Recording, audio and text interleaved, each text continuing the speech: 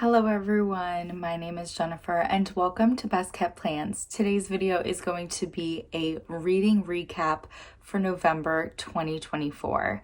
If you're interested in seeing what books I read last month, please stick around.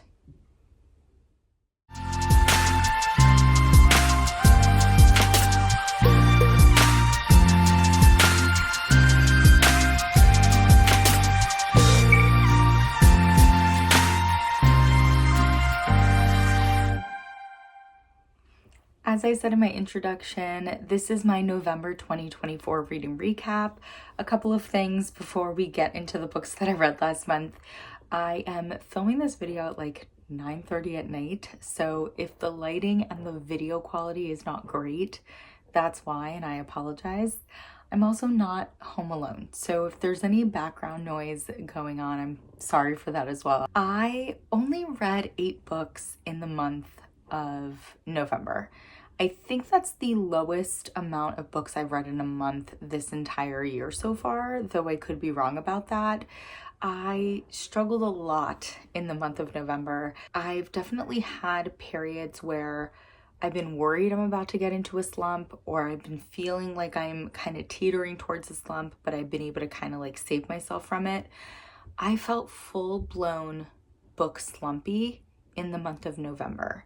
Now, I did still read every day of the month, but where the total number of books comes into play is how much I was reading. There were many days throughout the month of November where I basically only read like one chapter of whatever book I was reading. That's just some background about what was going on in the month of November. I'm actually filming this video on December 1st, so like the freshest that these books can be for me. And we're going to start out with the first book that I read in the month of November, which actually started at the end of October, and that is Replaying the Game. This is an arc that I was fortunate enough to be sent, and this is a college romance. This is a sports romance. I didn't love it. I felt like it was average, but like low average. I think I initially rated it at a 3, but I actually kind of reconsidered my feelings towards it as the month of November was going on, and I ended up re-rating it at a 2.5 out of 5. It, to me, just had some issues throughout. I think a lot of that was more so the quality of the writing and not so much the storyline. I think I enjoyed the storyline more, but the writing just really wasn't for me. And so I ended up settling at a 2.5 out of 5. I think there are definitely better sports romances out there. The second book that I read in the month of November was another arc that I was fortunate enough to get through NetGalley, and I was so excited to read this book, and that is The Co-op by Tarah DeWitt.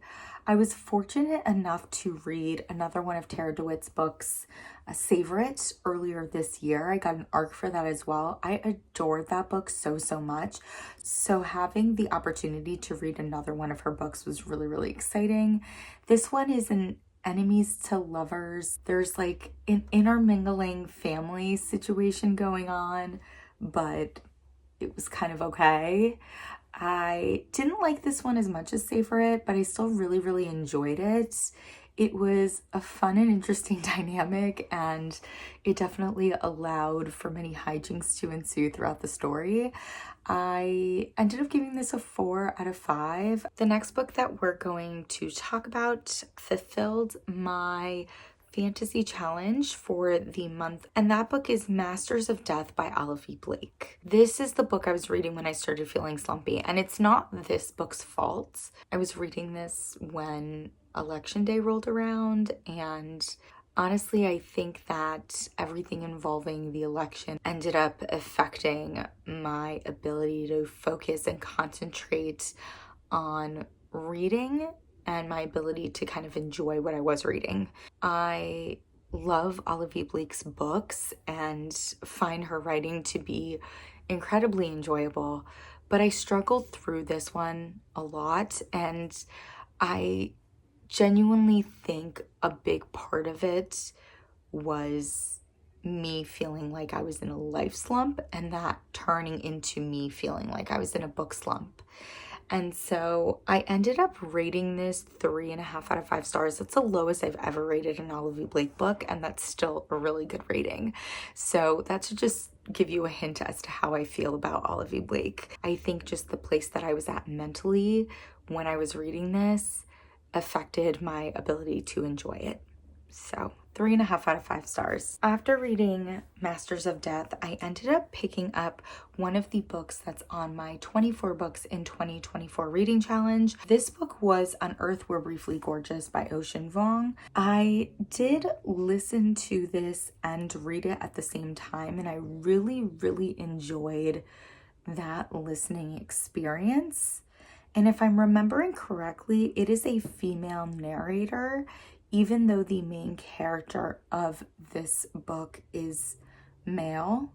And I loved that, actually. I really loved that decision. I wonder what went into that decision. This is a very touching story. It is very personal. It is very challenging to read at times, but it makes you feel. Like, it made me feel so deeply, and I just felt so connected to it and really enjoyed this much more than I thought I was going to. And I'm so happy that I finally read it. And I ended up rating it 4 out of 5 stars. The next book that I picked up is part of an unofficial reading challenge that I made for myself this year. I purchased some hardcover Agatha Christie books from Blackwell's. They're absolutely gorgeous, and they're basically short story collections, one for each season of the year. And so I read winter right at the beginning of 2024, I read spring, I read summer, and this month I picked up autumn chills. I mean, how gorgeous is that cover? It's stunning. And I liked this. I listened and read along when there were short stories I could find audiobooks for. These books are cozy mysteries. Agatha Christie just writes such fun, cute stories, and I always enjoy them. They're fun, and they're a great way to kind of break up other things that I'm reading, and I gave this 3.5 out of 5 stars. I read and listened to On Earth We're Briefly Gorgeous and read and listened to Autumn Chills, but I was still feeling very slumpy that whole time. I just think that my use of audiobooks helped in my ability to kind of get through those books. And after finishing with Autumn Chills, I decided to pick up an arc that I got through NetGalley because I had a feeling this book was going to be a little bit more challenging for me, and I wanted to finish it before its release date. And that book is The City and Its Uncertain Walls by Haruki Murakami. I full-blown book slumped with this one. This was not the right book for me to be reading at this time. The first few days I read this, I was intrigued by it. I certainly was intrigued by it. I was just really struggling to find the motivation or the desire to read in general. And then the book was released. And when it was released, I suddenly had access to the audiobook. So I did get the audiobook from Audible, and I will say that that's the only reason why I ended up getting through it. It's an interesting story. It's an interesting concept. It doesn't necessarily give you neat answers at the end, and that's something that does not bother me. I can still really appreciate a story, even if it has some ambiguity to it. But I think I just really struggled with Murakami's writing style, and I do think that this book was too long, and I think that if it was shorter, it would have worked better, and I think it would have been a stronger story overall. I ended up rating it 3 out of 5 stars. It wasn't bad, I just struggled with it a lot. After finishing the last book, I was feeling so incredibly slumpy, and I knew the best thing that I was going to do was pick up a romance. And so I decided to actually pick up an arc, and that is Not in My Book by Katie Holt. This book comes out on December 10th. I'm hoping this video is going to post before then. This was such a fun one. I really, really had a good time with this. This is an enemies to lovers, but also academic rivals to lovers, which I enjoy. I like an academic rivals to lovers story, more so than I would say a straight enemies to lovers. And I loved that our female main character was a Latin woman. I loved the incorporation of her culture into her character. I appreciated the way the romance developed throughout this story. There was certainly miscommunication, but not to the point where I wanted to tear my eyes out. I ended up giving this 4.5 out of 5 stars initially, but in kind of thinking about it more after finishing it, I rated a 4 out of 5 stars. It kind of had a story within a story, and our characters were basically using their actual relationship as inspiration for a fictitious story, which was kind of fun. I've never seen that done that way. Like, I've never read that in a book before, which is really unique and cool. If you're watching this before the end of December 5th, I'm actually doing a giveaway for a copy of Not in My Book. The publishers were kind enough to reach out to me, and I'm so happy to be able to do one. So log on to my Instagram and take a peek at my post, which has the cover of this book and giveaway on it for details on that. The giveaway ends December 5th, if this posts before then.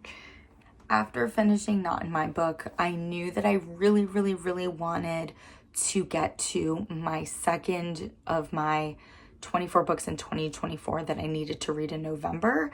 And so I decided to read and listen to this at the same time to hopefully get through it more quickly and hopefully fit in one more book before the end of the month.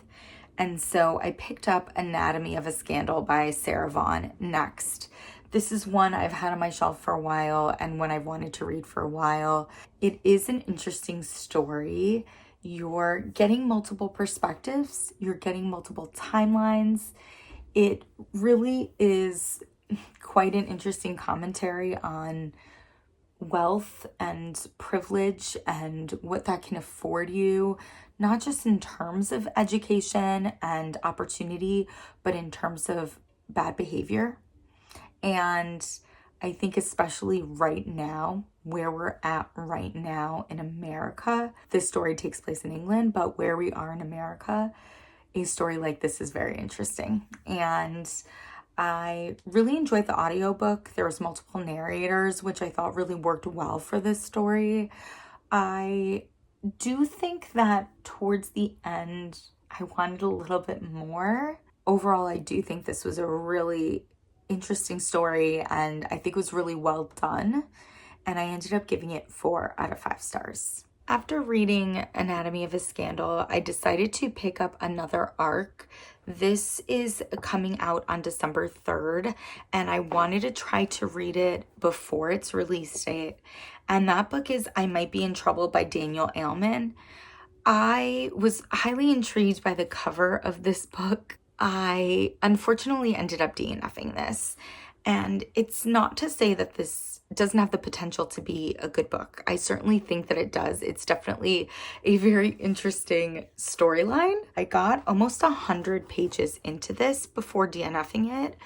And again, the writing was intriguing. It was fun. It was interesting. It was holding my attention, but I could tell where the story was going. And because I was and am still trying to climb myself out of this book slump that I've been feeling the entire month of November, I knew that if I continued with this, it was going to dig me down a little deeper in the slump. It's just not the right book for me right now. And because of that, I decided to DNF it. I try my hardest to never DNF an arc if I can, but I just needed to. I needed to not make my book slump worse, and I'm glad that I did. I do have a top 3 for the month. At number 1 would be On Earth We're Briefly Gorgeous by Vuong. I think my number 2 would be Anatomy of a Scandal by Sarah Vaughan. And I think my number 3 would be Not in My Book by Katie Holt, because I just love that academic rivals to lovers trope. And yeah, that's it for my November reading. I hope that you all enjoyed this video. Hopefully December goes better than November did and we can close out 2024 on a strong note. If you want to talk with me about any of the books that I mentioned, if you've read them, please do not hesitate to put a comment down below. I love talking about books with people. And as always, everyone, please be safe. Bye-bye.